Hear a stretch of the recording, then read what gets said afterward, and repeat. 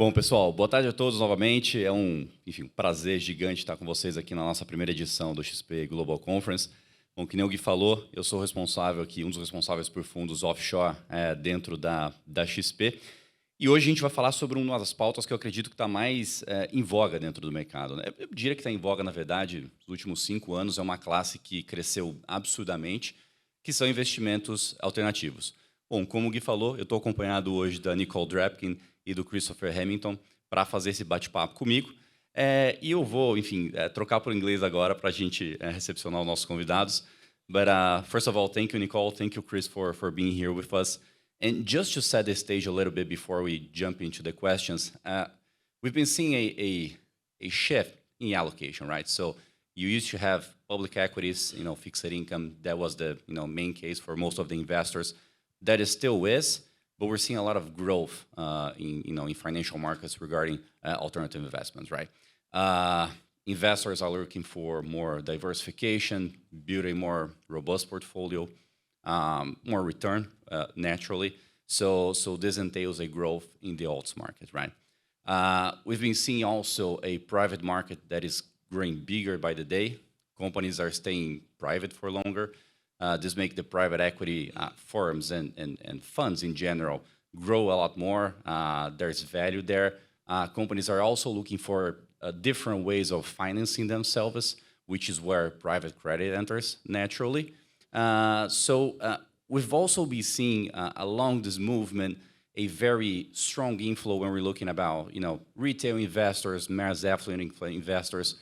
This used to be a market where institutional investors would prevail. It still is. But there's a lot of inflow regarding the retail investors. And I think this really resonates a lot with the audience that we have here today at XP, right? This is basically our bread and butter at XP, right? So to start off, I'd like to start off with Nicole. Nicole, how do you guys view this movement regarding the institutional investor? I mean, still playing an important role regarding alts, but they're more retail, the mass affluent client jumping into this market. How do you guys see this growth for this segment of the market? And thank you, Nicole, for being here with us. Thank you for having me. I very much appreciate it. I would normally lead off with an explanation of Blue Owl, but given the headlines, I imagine people have heard of us at this point. But our business was started about a decade ago, really purpose-built to deliver income strategies to investors. And our business from the very get-go was organized in such a way to cater to both institutional and a wealth investor. And that can look very different for a lot of different institutions. And for us, what it has always meant is delivering the exact same, not only client experience, but the exact same portfolios to both of those investors. So you don't have cherry-picked portfolios into the wealth channel and into the institutional channel. They're identical portfolio managers, identical asset selection, identical fund type of experience. And so we'll get into it, I'm sure, over the course of the next little bit around a lot of the headlines and kind of advent or increase of wealth investors in this space. It is manager selection and it is fund selection that is incredibly, incredibly important to make sure that the managers that are accessing these markets are doing so not just as expansion, but as fundamentals to their business. And that can look very, very different depending on the type of asset class and depending on the type of manager. That's perfect, Nicole. Thank you. And starting off with Chris right now. Chris, as we see this movement of the retail, mass affluent client going more into alts, how do you guys view this movement regarding what is important for the investor to look for? Is it manager capability? Is it liquidity structure? Is it product structure? How do you see this playing out for the retail and mass affluent client? Sure, and good afternoon, everyone. Chris Remington with Morgan Stanley. I think broadly, just zooming out, it's all of those things, but more importantly, it's about identifying a larger allocation to alternatives. To date, intermediary clients largely have very limited allocations to alternatives, in stark contrast to what we see in the institutional space. And so having a higher allocation to alternatives, this growth that we've seen is a step in that direction. We've seen the democratization of alternatives, including in private credit, but retail's footprint in these markets, private credit direct lending market, for example, still relatively small, still relatively new. And there's a lot of runway to catch up to institutional allocations. So we're kind of, I think you know from the headlines, sort of going through a moment. It's sort of crescendoed. There's been whack-a-mole in the headlines, a variety of different topics, all of which have answers, but they need to be chased down individual rabbit holes.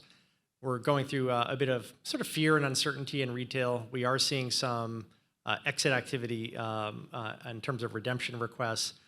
Ultimately, that's going to leave the cohort of investors that are in these non-traded BDC vehicles and similar strategies like tender offer funds, I think better positioned. I don't think the products were missold, but I do think some investors may have misunderstood. And as we settle into whatever is going to be the holder base for these strategies over the next couple of quarters, I think we'll have just a stronger base of investors than maybe what we have today. So overall, I think the growth in retail is very good. It furthers this market. It further diversifies the demand for this asset class. But I think we're still in the very early stages. And clients have very small exposures. I think many of you know, sub 5% kind of exposure to private credit. And that's very limited in terms of the overall weight relative to the amount of concerns that those same clients have about the headlines and how those could impact that 5%. When there are much more susceptible parts of the portfolio in the 60 and in the 40. I think, Victor, just to add on to that, you mentioned this, but companies staying private longer. So as you think about the universe, whether it be within equity or fixed income, there's a smaller and smaller set of that pie that's going to traditional public markets, whether it be on the equity side or on the fixed income side. So investors are just really missing out on large swaths of potential investment opportunities. And so really what we've seen kind of over the evolution on the institutional client side is to allocate to both, to get exposure, or at least if we're talking about credit, to traditional high yield or investment grade credit, but also to access an increasing piece of the opportunity set that is staying private. And there are a lot of reasons that borrowers and companies and management teams choose to access the private markets. It's very, very similar on the equity side. You just heard on the long equity side in the public markets. But again, increasingly, companies staying private for longer. And there are massive opportunity sets there, as long as investors know what they're accessing, what the duration profile is, and what the liquidity profile is of those underlying products. That is perfect, Nicole. Thank you very much. And we thankfully have a very broad audience here. I mean, Nicole and Chris just touched on some private credit points, and this is a very good overview for you guys. I'd just like to take a little step back here, Chris. What is the case exactly for private credit? We can just, touch on the main points, main advantages, drawbacks, and then we're definitely going to jump in on the more, interesting topics regarding direct lending. Sure, and to be sure, from a definitional perspective, private credit is a very broad term. There are many types of private credit: infrastructure, asset-based lending. We're involved here in private corporate direct lending. So many different aspects. I think a core set of themes that runs through many of those, certainly our area of the markets, is a high degree of income. So this is a yield product. Number two, it's an uncorrelated set of returns. That's an important one. And ultimately a diversifier. It's a broadening of the opportunity set. So for many people who are approaching these alternative asset classes from that perspective are generally trying to scratch a couple of different itches. They want to produce high income. They want to have a highly income-oriented or coupon-based return. And they want to have something that doesn't move with the traditional betas that invade your kind of mainstream stock and bond portfolios. So sort of good news, bad news, we came into this year with a lot of positivity on the policy front, sort of monetary, fiscal, deregulation. We got tariffs done. We got taxes, all this great stuff. Corporate earnings are solid. Stock market was up in the last few weeks notwithstanding. The challenge was starting valuations. And what did those starting valuations mean for forward returns? In fixed income, the same thing in reverse, except is spreads. Spreads were very tight coming into this year. And what does that portend for forward returns? In both cases, it's a headwind. And so a lot of the things people are worried about for private credit direct lending are largely negatives for the public markets at large. So if credit risk is sort of being repriced and you have wider spreads and lower prices across a broad range of asset classes, One, that's not going to impact us. This is an illiquid market. We don't trade. We don't have the mark to market. Where that will bear out is more on the public market side, and you're seeing bits and pieces of that now. There are public faces of private credit, i.e. the traded BDCs, the share prices of alternative-focused asset managers, things like that. And those are really sort of taking it on the chin. We can unpack that. I think overall our view is that much more pain is being priced in to those areas of the market than ultimately lines up with reality when we look at the underlying. So I think it's a lot of the, just trying to balance out the risks in the 60-40. We are doing that. The yields have come down as base rates have come down and spreads have compressed, but the relative yields, the excess yields that we're earning over, say, BSLs or high yield bonds has continued to persist. And we think that there's much less beta in these markets compared to those public faces of credit. So we're kind of entering 2026 on pretty favorable setup. That is perfect, Chris. Thanks. And now moving into the more fun stuff that I'm sure you guys all want to hear about. I mean, when we're looking to 2026 here, Nicole, what do you guys think? Are we more in a late cycle? Are you guys constructive about this year? Can you give me some overview on direct lending overall? Naturally, has been a lot of. I mean, we've been seeing a lot of headlines towards this market. I'd like to hear your thoughts regarding this overall market for direct lending. Sure. So what we do at Blue Owl in private credit is really two things. One, there's the corporate direct lending market, which we're talking about today, and then traditional asset-backed, so lending or acquiring bespoke pools of cash flows. The central tenet to both of these businesses, though, senior secured investments, incredibly short duration, typically floating rate in nature, and typically the only debt in a company's capital structure. So just to contrast it maybe to the high yield market, since we spent some time on that earlier today, we're the first dollar in a company's capital structure and typically the last dollar detach point. So no different classes of creditors. We have no perception of liquidity. These are buy and hold long-term loans. And again, put some other context around it. Credit selection is fundamental to what we do. It is not just security driven. So typical duration of a loan we make, I would assume probably pretty similar across Chris's portfolio as well, may have a stated maturity of between 5 and 7 years. The typical hold is closer to 3 years. So businesses getting refinanced, businesses being acquired, businesses refinancing themselves. But really, again, coming back to portfolio construction, what we are looking to do is create large and diversified pools across all industries. Really kind of getting to your question around what kind of cycle are we in? What are pressures that are broadly facing businesses across the US, which tends to be the markets that we siphon in? We want those to be isolated to specific areas rather than having kind of big effects across the portfolio as a whole. So generally speaking, portfolios are holding up incredibly well. You wouldn't know that from the headlines right now, but very low default rates, incredibly low loss rates. We're not seeing an increase in non-accruals in any way. We're not seeing an increase in borrowers or companies that need liquidity. We're not seeing an increase in borrowers that can't refinance their indebtedness at the end. Really what the industry has been kind of characterized over the course of the last 18 months is a tightening spread environment. And that is way less driven by competition in the private markets or across alternatives. It is very much driven by the traditional public fixed income markets in the US, so broadly syndicated loans and high yield bonds. And those two asset classes trading at almost all-time historical tights, in so much as it's not just spreads, but it's weakening documentation. And in par credit businesses, which is what we operate in, really what we're playing for is par plus accrued interest. So no swinging for the fences, there's no capital upside. You don't come back from capital losses. And so credit selection matters, even more than credit selection, it's documentation.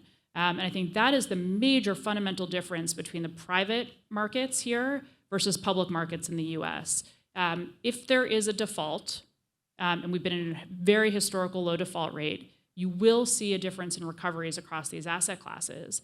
And for us, you cannot be in a situation where you don't have access to that collateral. And so that's really kind of where we've been incredibly mindful over the last little bit as spreads have come down. again, driven, we think, by the public markets, but really increased documentation weakness, you need to maintain discipline. So all the volatility that's kind of going on right now because of the headlines, fundamentally, we're not seeing it in the underlying performance across our businesses, and I'm sure we'll get into software and some of the specifics across industries. It is a really good investing opportunity right now, perversely, despite all the headlines around redemptions. Spreads have widened. The public markets have short memories. They open and they close. And so I'd say that average transaction that we're doing has widened out in the course of the last 6 to 8 weeks by at least 100 basis points. So the portfolio as a whole, better position than it was 18 months ago due to declining rates. You have interest coverage ratios that are up. And then because of the volatility in the market, a widening spread environment. And so prior to kind of some of the broader geopolitical factors, I would have said 2026 was shaping up to be an incredibly robust M&A year.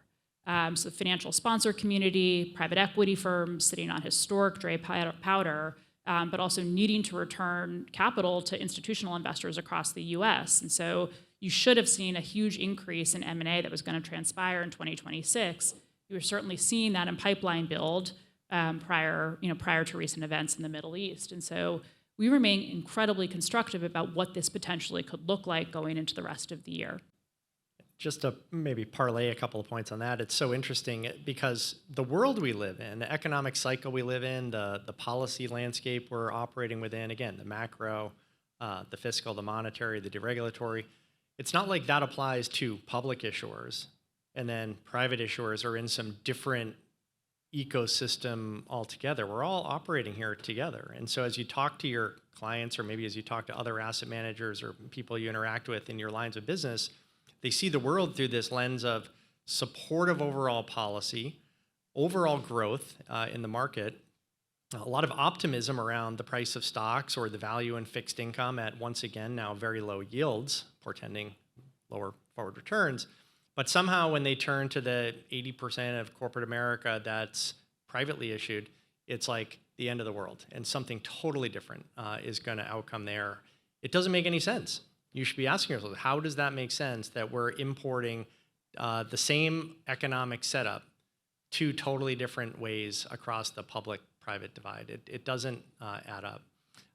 Ultimately, again, back to the forward return potential and the correlations. I think where you could really help your clients is in balancing the correlations.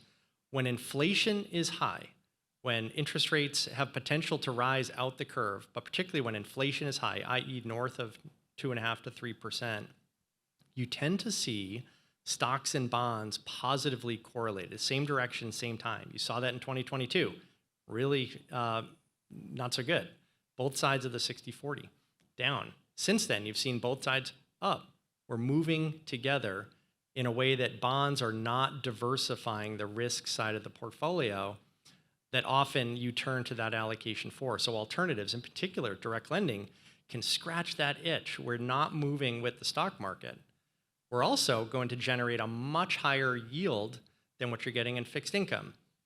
Not the same yield that we were earning 24, 36 months ago. Spreads have come down. Yields have come down. We all know this. But you can only invest in what's available today. You can't invest in yesterday. You can't invest in tomorrow. Invest in today.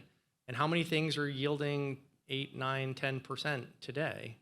Not a whole lot, but this is among them. And so we think it's a pretty attractive area of the market that increasingly makes sense on the back of that 60-40 allocation. That is perfect, Chris. Thank you. And I'm going to shuffle things around a little bit here. Since Nicole mentioned downside protection, we do have a question about it. And the next questions I'm going to ask, for you both, starting out with you, Chris. Regarding the downside protection framework that you guys have at Morgan Stanley, at Blue Owl, and I mean, LTV targets, collateral quality, documentation, as Nicole mentioned, what does discipline looks like when you're trying to, mitigate risk, get the credit risk as low as possible? And this is very important for our audience here because, in Brazil, we've been, for a very long time, we still are, fixed income investors. This has come from a inflationary past, very high interest rates. And naturally, this is a very important topic when we're talking about, fixed income related asset classes, right? So can you just walk us through this, starting with you, Chris? Sure. So loss avoidance in our market, and this is true as much in BSLs, maybe to a lesser extent in high yield bonds where you do have convexity. You can have a high yield bond trade to 110 or 120. But in these markets, a floating rate market, we're fully prepayable. It's all about downside protection. These loans are issued at par, all else equal, and barring a default situation, they redeem at par. So if Nicole and I do a fantastic job and we hit a home run, the very best thing that's likely to happen is we get a wire transfer with the money back. We lent money out, we want to get the money back. So this is about intelligent spread collection. We want to harvest the spread available in this market. We want to generate the yield, but we want to balance out the risks through diversification. Again, these don't go up 300%. There's no Google stock in this market. It's credit. So the best thing that's going to happen is we get the money back.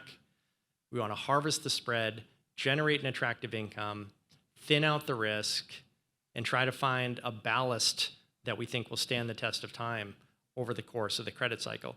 Now, there's different types of managers. They'll have different twists and turns and leans and tilts to their portfolio. At Morgan Stanley, we're very focused on what we would call the core middle market. Sponsor-backed, defensive, non-cyclical core middle market lending. And this is really at the center of what most people think of when they think about what is private corporate credit in this asset class. Yeah, so maybe just to add on to that, this asset class is designed to be boring, right? We want that downside protection. We want the diversification.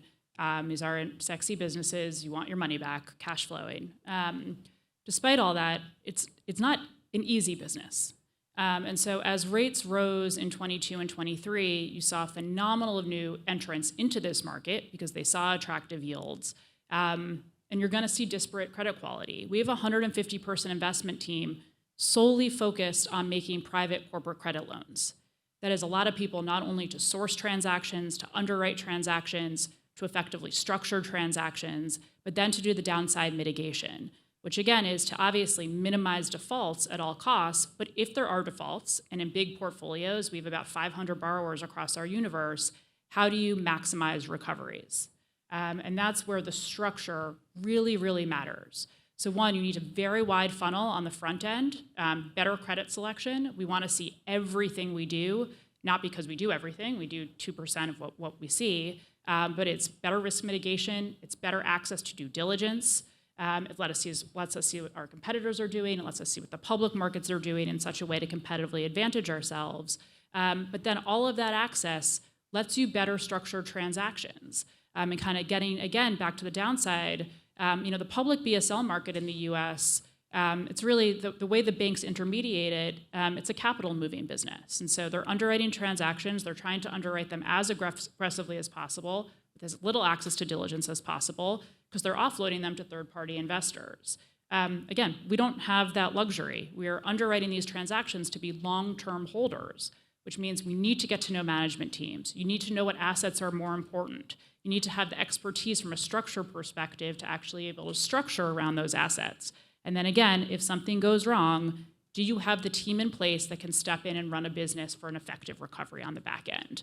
And all of that together is not easy. But you've seen a lot of traditional fixed income managers, I should say, over the course of the last 5 years, as they've seen the inflows and the deal volume that has gone from public markets to private markets. Despite all the headlines, over 85% of new LBOs across the US markets got financed in the direct markets this year.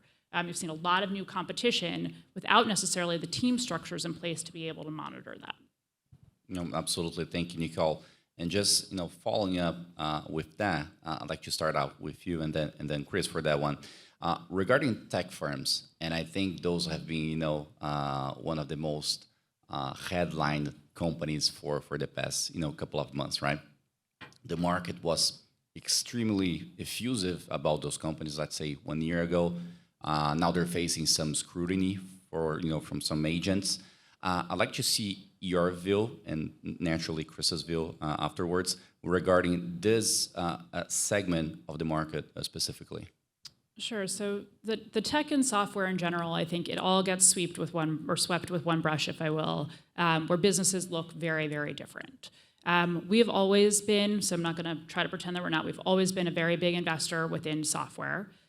We run some dedicated software lending funds. And then in our diversified funds, which is the kind of core of what we do, software runs about 10% of our allocation. Again, focused on diversification. We have a 40-person team solely focused on software and technology underwriting. AI is not a new diligence item. Obviously, the pace of acceleration and the pace of adoption looks very different. But as an asset class, these are businesses that have gone through transition before, whether it be from on-prem to cloud, whether it be to mobile. It tactically feels different because as consumers, it touches our lives in a more readily format, if you will. But most of these businesses, they all have access to best-in-breed AI models. What matters for them is the context and the data and what actually pulls and drives these models. And so fundamentally, for most of our businesses, we actually think AI as a tool will help enhance competitive moats, enhance revenue models ultimately, and kind of expand the opportunity set. Now that being said, there are going to be winners and losers. And some of the more fundamental questions really should be around revenue models, what that means for profitability, what that means for seat rationalization, and more fundamentally, what that means for valuations on the equity side. We're, again, senior secured lenders. So typically what we're doing is if a private equity firm or a public company in the software space is looking to be acquired, we're typically lending from the first dollar to about 30% of the capital stack. The rest of the 70% made up of equity. That is a lot of value degradation that has to happen before you start to impede on the debt. So it's not to say, again, there won't be winners and losers, there will. But this is really a fundamental question around what are these equity returns going to look like? And this topic came up during your high yield panel earlier. There has been so much value transfer that's happened over the last 5 to 10 years between private equity or public equities to debt because of the rise in interest rates. For most of these businesses, again, our average duration on our loans is 3 years. That is a lot of runway, again, for a business to be completely disintermediated. Where we've invested within software, which is, again, is why I think the headlines are the headlines, but you really have to distinguish between subcategories, are things that have a regulatory or compliance overhang to it. So where AI probabilistic models are amazing, they are probabilistic. You need to know, in most of these industries, it's either 100% right or it's wrong. And so AI will help accelerate that adoption or kind of, again, expansion of the competitive moat, but it's going to be a long time before whole businesses are just disintermediated. Where we've never participated has been on horizontal applications that fit on somebody else's tech stack with a lot of competition. In that regard, you will see a lot of value destruction, I think, in a pretty short amount of time. You know, just to parlay on that, it's just so interesting, isn't it? Everything you've read about software has largely been about private credit and loans. And Nicole broke it down so squarely. We're lending at 25 to 35% loan to value to these companies. The private equity is the balance. How many articles you're reading about private equity tied to the software story? Like almost none. I don't understand it, but it's continued to be the reality that all the focus is on the credit. What has to happen before our first dollar is put in harm's way? Well, that private equity has to be erased. We have junior capital. It's substantial. So there will be winners and losers. This is largely a question of terminal value and margins. And so if earnings come down because we don't see the same kind of growth, or we do see margin pressure as a result of AI newcomers coming in, that falls to the equity price. It doesn't reduce the par value of what Nicole and I are owed on the senior debt that we extended. But it's being imported onto our space. That PE narrative is being imported onto private credit. So I find that very interesting. It's something that we think will play out. There will be some winners and losers. I think you just have to compartmentalize as well. Your typical, like down the middle of the fairway, private direct lending, non-traded BDC has somewhere around 20% software. A client of yours that has a 5% weight to insert non-traded BDC with 20% software has 1% software. It's probably not their biggest thing. It's relatively contained. And then you go through the managers and you sort of see like, well, how are they positioned and what are they doing? We're focused much more on enterprise systems, so highly embedded, difficult to disrupt, high recurring revenue type issuers that are much less susceptible to AI disruption than, say, a small sort of widget maker, content created, or task doer sort of technology. And there's a full spectrum of AI disruptability that runs across this market. And so we need to understand that and try to invest with that as best we can. But if you zoom out at the highest level, why is no one talking about PE?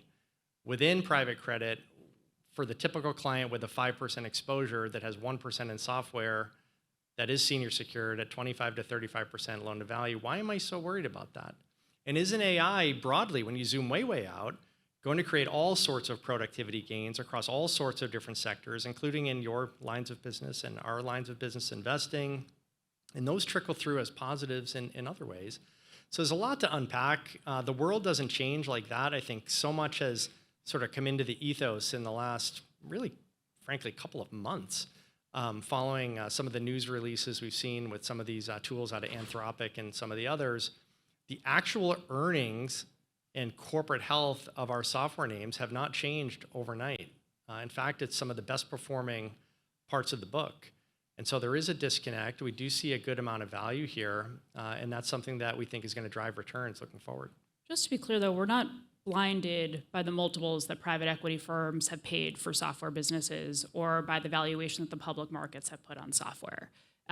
We like when they're big multiples paid because that means or implies big equity cushions. But if you're investing with the right private credit managers, it is a bottoms-up analysis on each and every company, driven to obviously revenue models, but also to, again, if something goes wrong, how do you recover your full value of the loan over that time? And that looks very different depending on the business. We're painting software all in one brush, and we characterize all software, whether it be a healthcare IT business or a payments technology business, as software in our portfolio. So again, it's not even the 20% and the 5%, it's diversification within that. But these are also huge, substantial businesses. Our average software EBITDA, or EBITDA of our software company, is $400 million. Average revenue approaching $2 billion. These are massive, massive enterprises, which again is not to say that they can't be disrupted. Obviously, they certainly can be. It's why access to due diligence is so important. But they're very large, substantial businesses, which again, coming back to the debt component of it, even if those multiples compress, even if profitability models change, we were already modeling that into the downside to kind of triangulate to what we think a realized recovery could be in the downside. No, that's perfect. And Nicole, you mentioned, disintermediation by AI. Chris mentioned disruption by AI, which naturally can happen. But when we're talking about the way you actually underwrite credit deals, right? Do you guys see something already changing because of AI, or do you imagine it might change somehow, and how it could change? I had to ask a question about AI, otherwise this wouldn't be a proper panel, right? So if Chris can start off. It's a difficult one. We're certainly looking at every aspect of AI that we can understand and when we can follow. It's a decided part of our investment process that we've incorporated over the last 2 to 3 years. Much before that, there wasn't much thinking about AI, so we've incorporated it. We've frameworked the degree of disruptability that we see that AI forces can introduce into different types of businesses. It's something that we're thinking about, but it's happening real time. And we're bringing it into our investment process. We're using AI inside Morgan Stanley to be better investors, to scrape data and to synthesize information, to free up human capital in order to have more time to unpack as credit investors what matters most. So I think as we go through whatever quarters and years ahead, AI is here to stay. It's going to be more and more a part of our daily lives. It certainly is from an investment perspective. And as it relates to credit, something we're going to be looking at as closely as ever, particularly in the tech space. I think this is where, again, to come back to team construct, why it matters. We've re-underwritten huge swaths of our portfolio in light of the pace of development, right? We've also obviously integrated AI into our investment process in various respects, but just seeing the power of these models and kind of what they can do warrants a rediscussion around what do we think downside and terminal values look like for a lot of these businesses. That comes back to, again, you need very large teams, but you also need access to management teams. You need to be able to speak to CEOs and CFOs, and that's a central tenet of these private capital businesses is you can just call a CEO and find out what the pressures are they're facing in their business. To see it across big swaths of the economy, for instance, every cybersecurity asset that I get in right now, I can benchmark across hundreds of different metrics against the hundreds or thousands of cybersecurity deals that we've seen within our firm over the course of our history. And so it really kind of lets you drill into not only winners and losers, but very specific fundamentals of the business across minimum MOICs, across recurring revenues, across what they saw in downturns, across what their downside protections look like, across where their core IP is located, across what their sales team looks like, how their go-to-market looks like, what their customer base looks like. And again, you need the team structure to be able to do that. And that is just a very, very different business from public fixed income. No, perfect, Nicole. And I know that we mentioned, competition in the space regarding, some deals for private credit and public credit as well. But I'd like for you guys to go a little bit into more detail regarding it. So what are you guys seeing regarding market competition affecting, specifically spread compression, leverage? What exactly you guys are looking ahead for this market when you're comparing, just public and private markets for the competition overall for deals specifically? Sure. So there's been these blurring lines between the broadly syndicated loan market, CLOs, and our market for quite a number of years now, as we've seen investors allocate back and forth across the public-private line. That's led issuers themselves to allocate back and forth across. And issuers on both sides have access to the other, for the most part, certainly at the larger end of the private direct lending space. So it's provided a number of benefits to issuers. They can access different outlets at different times as market conditions suit. So it's a relief valve of sorts in order to sort of optimize their borrowing. And it reduces risk, I think, in our view, because you're less compartmentalized or isolated to a particular neighborhood. These markets, high yield bonds, broadly syndicated loans, private corporate direct lending, you should think about as one unified opportunity set. This idea of like asset classes as sort of forced upon us by the likes of Morningstar and other types of peer group creators, the kind of artificial in its taxonomy. But we have to have buckets, because otherwise how do you build portfolios and balance things? I'm not saying we should throw out the peer groups, but think of them as a unified set of opportunities across credit. And issuers who are in bonds tend to have BSLs, tend to be able to access the private corporate direct market, and can move around at different points in time to their advantage. It also gives end investors the ability to have different types of issuers coming in and coming out of the market at different points in time. So I think overall it is a risk mitigator. It balances out in the system, somewhat in the same way when we started out this panel talking about retail growth. And I think I made a comment about how that being a good demand stabilizer, and how that balances out the overall buyer base for these types of strategies. So that's a couple of thoughts on that topic. Listen, there are a lot of reasons a borrower or a company would choose a private deal versus a public deal. It is never cost of capital. There is always yield premium, could go back 20 years, and it's, call it 200 to 300 basis points relative to the public fixed income markets. It could be speed, it could be confidentiality, it could be flexibility. Where these private players really drive value is in the ability to really structure solutions that give a borrower flexibility to operate its business, but can do that in a very targeted and partnership-driven way. And so we haven't even spoken about COVID, we haven't spoken about the rate move, but borrowers in general really looking to, exactly Chris's point, diversify funding streams and have long-term access to capital over time. And so we're long-term investors regardless of that market backdrop. we didn't just enter this space in 23 when rates started to rise. You need to be able to underwrite across those cycles. And so I think that is kind of really driving what you will see in bifurcation of credit performance over the next few years. Okay, that's perfect, Nicole. Perfect, Chris. Just to wrap it up, guys, I'd like for you to keep in mind that tomorrow we're going to have sessions with Blue Owl. So we're going to have Blue Owl's people here. We're going to have Morgan Stanley's people here. You're going to be able to ask questions directly to them on the roundtable sessions.